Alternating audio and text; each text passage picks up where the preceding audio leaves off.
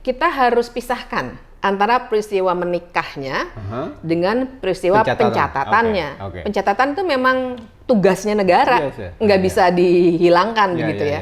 Menikahnya itu hak setiap orang, kemudian negara bertugas mencatatnya. Kita harus pisahkan antara peristiwa menikahnya dengan peristiwa pencatatannya. Pencatatan itu memang tugasnya negara, nggak bisa dihilangkan begitu ya. Menikahnya itu hak setiap orang, kemudian negara bertugas mencatatnya.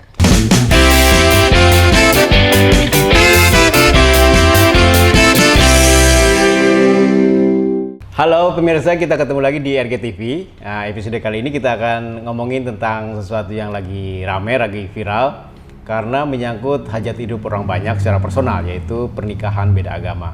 Nah, kemarin Ketua Mahkamah Agung itu menerbitkan SEMA atau Surat Edaran Mahkamah Agung kepada Hakim Pengadilan seluruh Indonesia agar menolak pencatatan pernikahan beda agama. Karena itu kita akan ngobrol. Di studio sudah hadir Mbak Bivitri Susanti. Beliau adalah pengajar hukum di Sekolah Tinggi Ilmu Hukum Jentera Jakarta ya. Betul. Apa kabar Mbak? Baik, makasih. Oke. Tadi saya sudah menyebut menolak pencatatan SEMA itu SEMA itu memerintahkan seluruh hakim menolak pencatatan permohonan pencatatan perkawinan beda agama. Memang itu isinya atau ada? Yeah. Oke. Jadi surat edaran Mahkamah Agung itu intinya mengatakan bahwa semua hakim harus mengacu ke Undang-Undang Perkawinan nomor 1 tahun 74 bahwa semua perkawinan itu harus berdasarkan agama. Jadi memang bunyinya begitu, berdasarkan agama. Nah, tapi jadi ada tafsir yang dituangkan dalam surat edaran Mahkamah Agung itu supaya hakim sekarang menolak semua permohonan penetapan pencatatan perkawinan beda agama. Padahal undang-undang perkawinannya hanya agama saja. Bilangnya hanya agama, dan saya mesti sebut ada satu undang-undang lagi yang diabaikan oleh SEMA itu, yaitu undang-undang namanya Adminduk, Administrasi Kependudukan.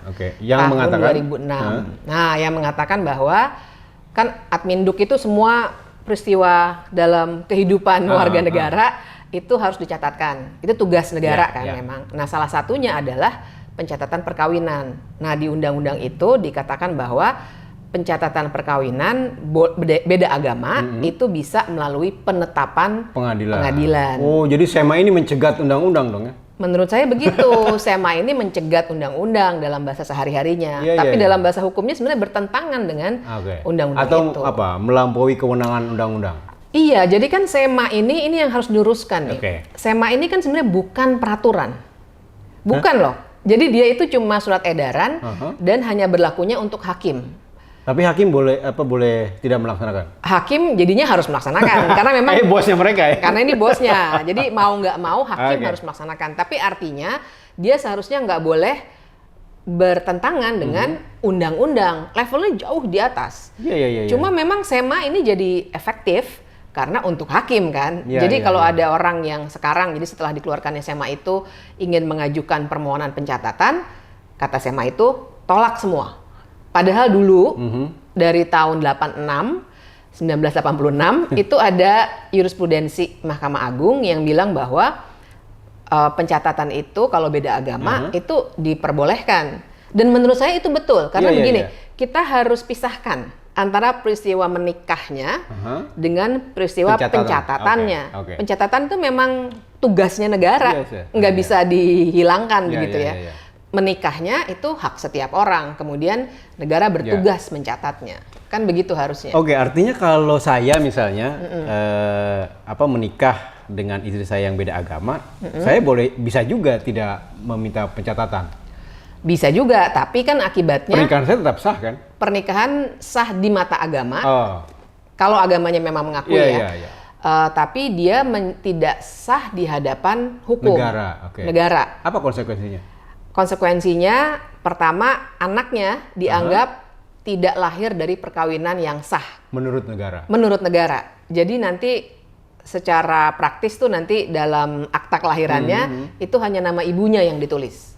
Buset. Persis, buset itu adalah kata yang tepat untuk menggambarkan. Nah, jadi misalnya dia adalah ASN misalnya, ASN kan ada jatah keluarga tuh. tunjangan-tunjangan untuk keluarga, nggak dianggap nanti anaknya. Dan kalau ada salah satu meninggal dunia, ya biasanya kan ayahnya meninggal dunia, kemudian akan ada pewarisan. Nah, kalau tidak dicatatkan, menurut hukum negara, maka pewarisan itu jadinya tidak bisa diatur dengan rapi oleh negara. Bisa-bisa berantem lah gitu. Katakanlah nanti adiknya si ayah yang bilang, ini semua rumah untuk saya. Itu anak apa itu, coba mana akta pernikahannya, kan nggak ada kan. Jadi akhirnya hak anak dan juga hak istri bisa jadi tidak dipenuhi. Kalau begitu dampaknya luar biasa, itu kan dampaknya luar biasa ya, karena hak seseorang bisa terampas gara-gara tidak dicatatkan. Betul. Saya yang seharusnya dapat hak waris dari ayah saya karena ayah saya katakanlah tidak mencatatkan perkawinannya karena tadi beda agama, ditolak oleh hakim, maka saya jadi tidak dapat waris. Padahal itu hak saya. Betul. Baik secara agama saya maupun negara kan harus mengakui hak waris itu kan? Harusnya mengakui. Kita punya hukum perdata kan yang soal pewarisan segala macam. Nah itu gimana memposisikan itu jadinya? Jadi, tapi perlu diklarifikasi. SEMA itu kan berlaku setelah dia keluar. Dia tidak berlaku mundur. Jadi anak-anak yang sekarang sudah lahir segala macam ya pastinya nggak kena itu. Dikecualikan dari situ? Tidak kena lah? Nggak kena, karena dia nggak berlaku mundur. Nah, jadi tapi ke depannya jadi nggak ada lagi. Saya lupa, kalau nggak salah sekitar tanggal 19 atau 20 Jadi anak-anak yang lahir tanggal 20 nggak bisa ya? Tapi kan udah dicatatkan, pernikahannya kan sudah dicatat. Pernikahannya udah, Ini jadi ngitungnya pernikahan. Ngitungnya pencatatan pernikahannya, bukan tanggal lahirnya si anak itu. Ini ngomong-ngomong dasarnya apa ya SEMA itu? Nah itu dia. Jadi saya ingin menunjukkan juga fakta bahwa 11 Julinya kalau saya tidak salah ya, tapi itu gampang dicari di internet. Itu ada kunjungan dari Wakil Ketua Majelis Permusyawaratan Rakyat dari fraksi Partai Amanat Nasional, namanya Pak Yandri. Dari PAN ya? Dari PAN, dia ketemu dengan Ketua Mahkamah Agung, bilang bahwa tolong ini di stop. Ini hakim-hakim yang memberikan penetapan ini. Karena kita tahu ya, beberapa bulan belakangan ini kan heboh. Keluar di mana aja sih, kalau nggak salah di Surabaya, di Jakarta, ada keluar penetapan itu. Yang sebenarnya dari tahun 86 sudah terjadi. Tapi saya kira ini karena ada fenomena ingin memurnikan Islam barangkali ya, karena kita harus paham konteksnya. Pak Yandri Muslim Pak Yandri. Oh iya. Dari PAN kan. Dan juga saya kira ada soal politik ya, karena mendekati pemilu biasanya juga akan banyak narasi-narasi yang ingin menunjukkan identitas kan biasanya gitu.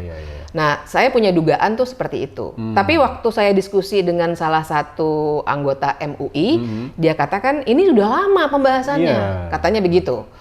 Udah lama pembahasan tentang hakim tidak boleh menerima permohonan itu. Itu klaimnya salah seorang anggota MUI. Tapi saya kira kita harus bagaimanapun mengkritik situasi ini. Karena yang namanya SEMA itu kan tidak partisipatif. SEMA ini kan bukan peraturan. Ibaratnya tuh ya terserah. Tidak uji publik ya? Nggak ada uji publik, nggak ada kewajiban partisipasi. Meeting-meeting itu waktu itu kan klaimnya, semua agama waktu itu datang tuh, 6-6-nya. Kan kita yang diakui oleh negara itu hanya 6 agama ya. Katanya datang semua dan mereka semua setuju. Tapi saya juga sebenarnya lihat betul sebuah surat yang ditandatangani, saya ingat tanggalnya kalau nggak salah 21 Maret atau 23 Maret tahun ini ditandatangani oleh KWI, Konferensi Wali Gereja ya, Indonesia, dengan PGI, Persatuan Gereja-Gereja Indonesia, yang mengatakan bahwa meminta supaya SEMA ini ditinjau ulang. Jadi kalau dikatakan memang semua agama setuju. Bahwa semua agama melarang pernikahan beda agama, kita mesti cek karena semua agama sebenarnya tafsirnya beda-beda. Yang bisa mengklaim sebagai orang yang mewakili umatnya itu juga bisa beda-beda pendapat. Dan karena itulah sebenarnya kita harus jernih nih lihatnya. Ini kan soal hukum negara. Betul. Kita kan bukan negara agama gitu. Jadi kita mesti jernihkannya di situ. Iya, karena tadi tidak partisipatif tadi, maka SEMA ini bisa digugat nggak? Nggak bisa. Itu dia masalahnya. Jadi SEMA itu bermasalahnya karena itu. Surat edaran di atas kertas bisa dipersoalkan ke pengadilan. Pengadilan, okay. PT UN tuh biasanya. Jadi misalnya surat edaran menteri apa gitu, ketenaga kerjaan misalnya. Bisa. Tapi kan kalau surat edaran Mahkamah Agung, mungkin bahasa sehari-harinya masa jeruk makan jeruk gitu ya. Masa hakim mau membatalkan surat perintah edaran yang dikeluarkan oleh bosnya sendiri. Oke. Gitu. Ya, kalaupun argumennya itu menyangkut hal yang prinsip, misalnya tadi ada hak kan, yang ada hak anak-anak yang hilang atau hak setiap warga negara yang hilang gara-gara SMA ini karena tidak dicatatkan, maka prinsip memakai hak sebagai dasar untuk menggugat juga jadi nggak bisa ya? Iya, karena menggugatnya bisa, tapi ya belum tentu dikabulkan. Pasti, saya sih cukup yakin nggak akan dikabulkan ya, tapi kita juga akan kerepotan karena kita akan selalu berdebat di soal tafsir agama. Okay. Nah, saya jadi berapa kali dalam forum diskusi, saya selalu mengingatkan, saya nggak masalah kalau ada, dan bagus banget kalau ada umat beragama yang keimanannya top begitu ya. Maksudnya itu bagus dong gitu ya.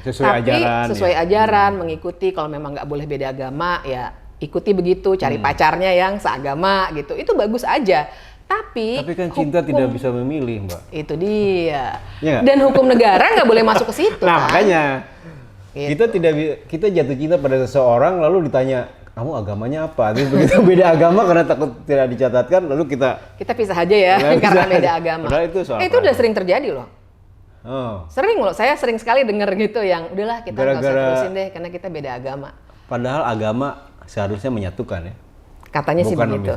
Oke. By the way,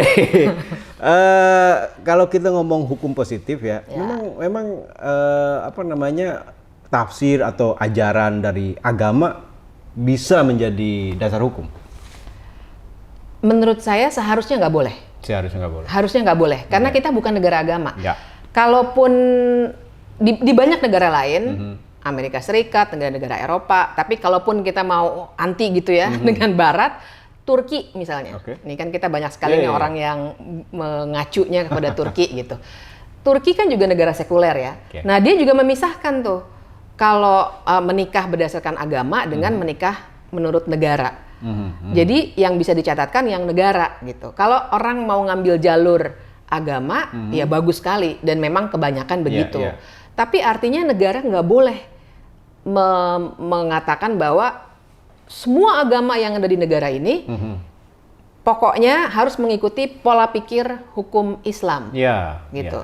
Jadi kita ilustrasinya misalnya begini, kan agama nih yang diakui ada 6. Katakanlah ada orang Buddha sama orang Konghucu mau menikah, dan seandainya tentu saja saya bukan agamanya bukan Konghucu, misalnya Konghucu membolehkan, terus orang yang beragama Buddha bilang, oh saya mau menundukkan diri deh ke hukum agama Konghucu. Walaupun tidak pindah agama ya? Tidak pindah agama. Iya boleh aja.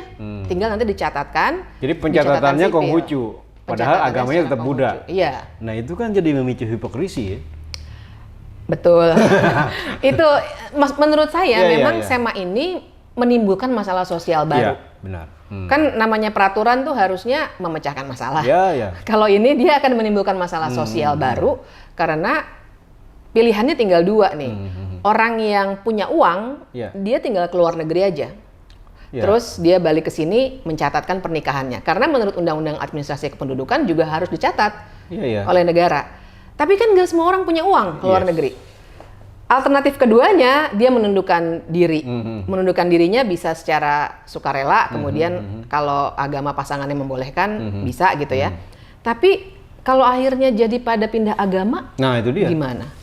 Nah, itu tidak berlaku juga untuk, kan tadi dikatakan bahwa ada tafsir yang terlalu Islam ya kan. Nah di dalam Islam setahu saya kan kalau laki-lakinya Muslim, perempuannya non Muslim itu boleh.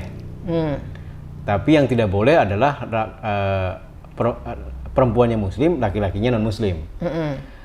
Nah artinya kalau dia karena tidak boleh, maka si perempuannya itu nunduk ke agama suaminya. Nah itu bukankah malah jadi Jadi kalau dalam kepentingan agama malah jadi tidak melindungi umat muslimnya ya. Betul. Dan saya harus nyebut juga memang ada yang namanya kompilasi hukum Islam. Bentuknya itu instruksi presiden tahun 75. Nah, kompilasi hukum Islam itu jadi pedoman biasanya untuk semua urusan hukum keluarga Islam gitu ya, waris, pernikahan, segala macam. Nah, di situ tuh memang disebutkan soal tafsir yang mainstream tafsirnya yang diterima, yang dominan tuh seperti apa disebutkan di situ. Nah, itu yang bisa jadi rujukan. Nah, tapi sekali lagi itu kan kompilasi hukum Islam. Sekali lagi kalau seandainya orang Islamnya taat, imannya tinggi segala macam, ya bagus. Tapi kan penduduk Indonesia ini nggak semuanya Muslim.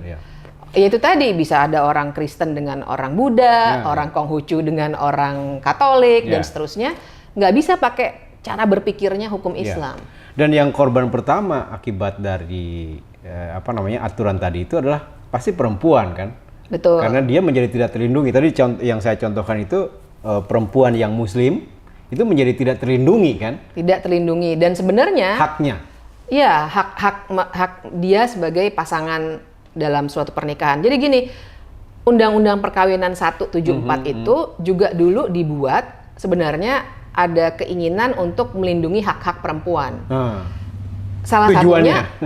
Tujuannya itu salah satunya dengan mencatatkan perkawinan. Karena sebelum tahun 74, orang-orang tua kita, nenek kakek kita itu ya kalau sekarang kan dikenal dengan nikah siri aja gitu. Yang penting ijab kabul dah selesai. Nikah siri kan sangat tidak melindungi perempuan kan? Betul. Jadi nanti seandainya suaminya meninggal dunia, ya warisnya bisa diperebutkan tuh. Karena hukum Islam ada strukturnya kan untuk pewarisan gitu. Nah, jadi tahun 74 itu dibuat Undang-Undang Perkawinan justru untuk melindungi hak-hak perempuan dan anak sebenarnya. Walaupun undang-undang perkawinannya kita bisa kritik juga sekarang gitu. Tapi waktu itu udah kompromi politik yang maksimal. Tahun 74 tuh udah lama banget, jadi bisa dimaklumi lah gitu ya. Saya belum lahir. Iya, jadi itu yang jadi tujuan perlindungan perempuan. Nah, sekarang SEMA ini malah kembali ke sebelum tahun 74 ya. Iya, tapi kembali ke sebelum tahun 74 karena menafsirkan Undang-Undang 174-nya itu secara sempit dengan menggunakan tafsir. Karena kalau misalnya beda agama tidak dicatatkan di pengadilan, maka yang nikah itu ya tergolongnya kalau nikah siri aja kan jadinya. Nah, dengan nikah siri maka tadi ada jaminan-jaminan atau hak-hak dari perempuan terutama dan anak-anaknya yang tidak terjamin kan yang tidak dilindungi oleh tangan negara gitu. Untuk mendapatkan waris, mendapatkan layanan publik juga nggak dapat berarti? Iya, karena misalnya gini deh, sebenarnya kan hukum perkawinan, hukum negara perkawinan itu kan soal hubungan keperdataan. Ya kan waris, dan hak-hak. Maksud saya kakak juga nggak dapat jadinya kan? Kartu keluarga? Kartu keluarganya jadinya nggak dianggap satu keluarga tuh. Iya makanya. Bisa pisah nanti, bisa 2 kakak jadinya. Nah, jadi misalnya aja yang paling konkret. Sementara kakak itu menjadi basis dari layanan publik, BPJS, KTP. Bahkan kalau misalnya kita mau kredit nih, beli rumah, itu biasanya kan ditanya nama ibu kandung. Dan ada kalau kredit tuh biasanya ada ditanya, ini istrinya setuju juga nggak? Atau suaminya setuju juga nggak? Nah, kalau pernikahannya tidak diakui oleh negara, bukan istri berarti? Bukan istri dianggapnya, jadi bisa jalan sendiri-sendiri aja. Iya. Akibatnya kalau ada bangkrut atau pilot gitu ya, nanti akan ada masalah-masalah hukum yang mungkin bisa kena untuk keluarga yang tidak dianggap oleh hukum itu. Jadi suaminya nanti kredit apa-apa terus macet gitu. Begitu macet yang rugi adalah si istrinya karena secara pernikahan kan mereka suami istri, tapi tidak diakui oleh negara. Iya. Ditagih debt collector yang ada di rumahnya istrinya. Kan jadi artinya potensi fraudnya banyak banget. Banyak. Jadi banyak efek sampingan yang kita mungkin nggak kepikir. Kita cuma mikirnya pokoknya hukum agama Islam harus ditegakkan. Padahal ya realitanya banyak sekali soal-soal keperdataan yang akhirnya akan merugikan perempuan dan anak gitu ya kalau misalnya suatu perkawinan itu tidak diakui.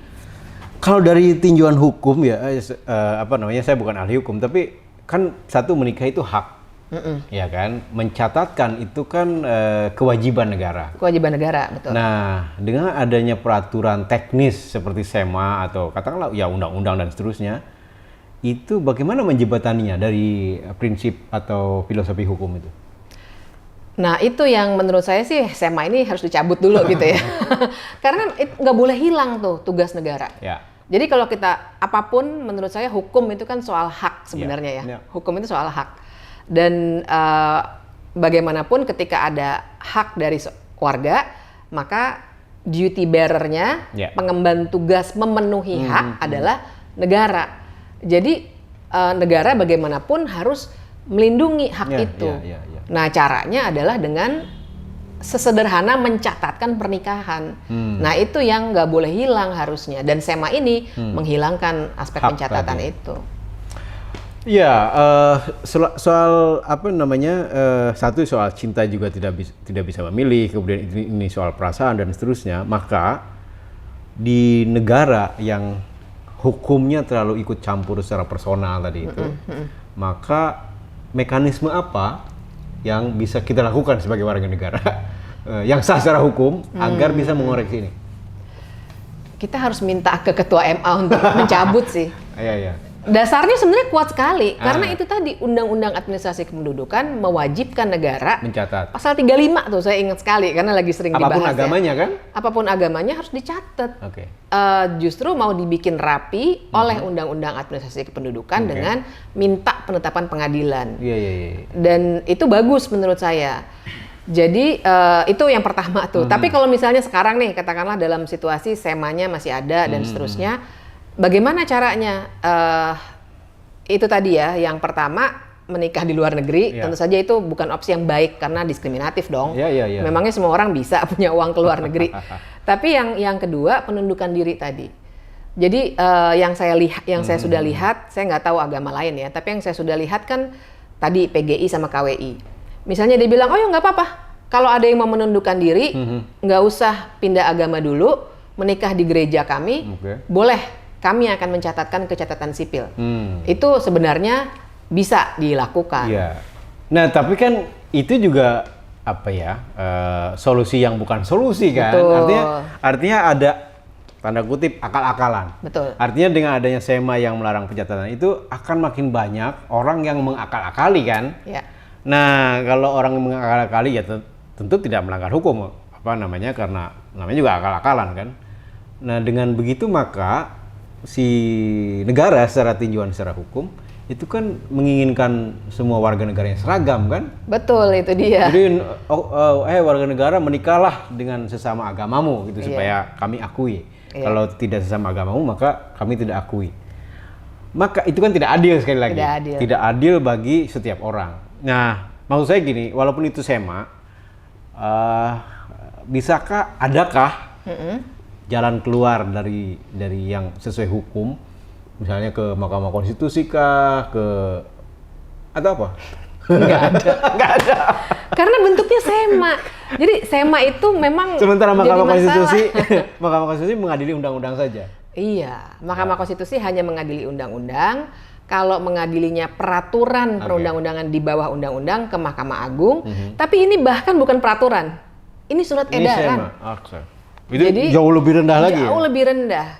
Cuma karena dia buat hakim, efektif gitu. Jadinya seakan-akan kita menganggap itu peraturan, padahal sebenarnya bukan. Jadi ini kayak makanya kami sering bilang SEMA itu adalah bentuk pengaturan yang tidak akuntabel. Iya. Semua hal yang mengatur warga. Karena buntu.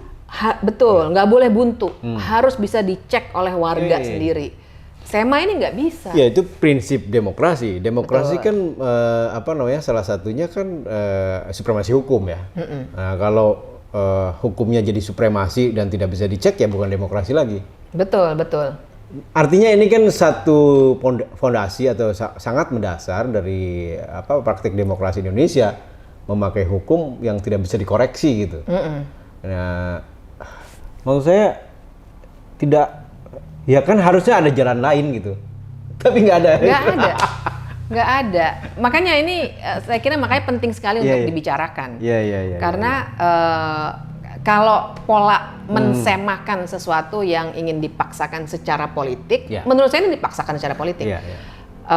Jadinya jangan kaget kalau nanti keluar sema-sema lainnya untuk tujuan-tujuan yang sifatnya tidak demokratis, bahkan politis seperti ini gitu. Nanti ada misalnya hakim katakanlah tadi disebutkan hukum waris pakai perdata. Terus nanti semanya bilang kalau mengadili hukum waris maka pakailah hukum Islam, gitu kan bisa? Karena itu sema bisa jadinya. Kita bisa bilang itu salah. Kristen atau hukum pokoknya berbasis agama lah. Iya. Itu yang jadi masalah memang. Itu akan memicu sema-sema lain gitu. Betul. Nah, dan saya pengen banget bilang gitu. Saya paham bahwa kita semua paham bahwa karena ini soal agama, pasti banyak yang langsung di kepalanya itu udah muncul prejudis gitu. Wah, pasti ini anti agama segala macam. Sebenarnya sama sekali enggak. Menurut saya kita nggak bicara hukum agama. Sekali lagi saya pengen bilang kita berdua juga bukan ahli tafsir agama. Saya nggak bisa baca kitab kuning. Saya memang nggak belajar untuk itu. Saya belajar hukum gitu kan. Tapi kita memang harus pisahkan. Jadi kalau ada orang yang memang beriman mau menjalankan hukum Islam secara baik dan benar, ya bagus sekali. Kita monggo gitu ya. Tapi yang jadi soal adalah kalau negara memaksakan semua orang harus begitu. Itu yang jadi masalah. Itu yang jadi masalah dalam sebuah negara demokrasi. Ya, menjalankan ajaran agama kan hak setiap orang juga kan. Nah, itu juga ada di konstitusi. Jadi di konstitusi itu ada hak untuk beribadah menurut agama dan kepercayaan masing-masing, tapi juga ada yang namanya basis hak untuk perkawinan. Jadi setiap orang berhak untuk melanjutkan keluarganya dan seterusnya. Saya lupa kata-katanya, tapi intinya hak untuk menikah itu juga HAM ada dalam konstitusi kita.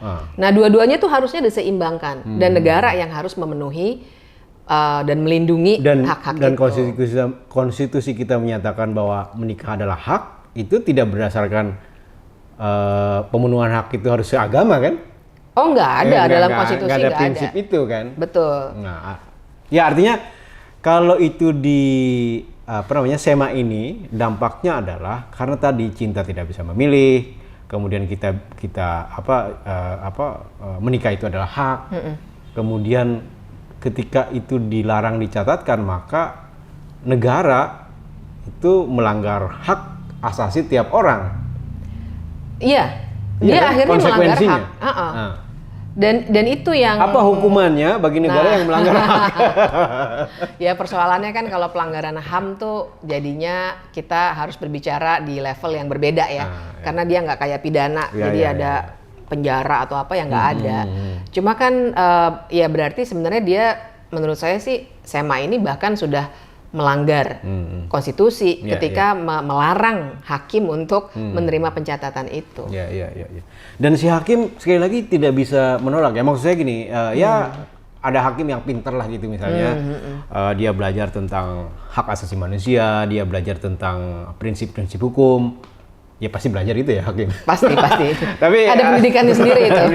Kemudian ada yang menganggap ini hak dan prinsip keadilan tadi jauh melebihi dari hukum atau sekedar SEMA. Maka ketika ada yang memohon pencatatan maka ya catat aja. Dia melanggar SEMA itu. Apa hukumannya buat hakim seperti ini? Pasti dia akan kena sanksi etik.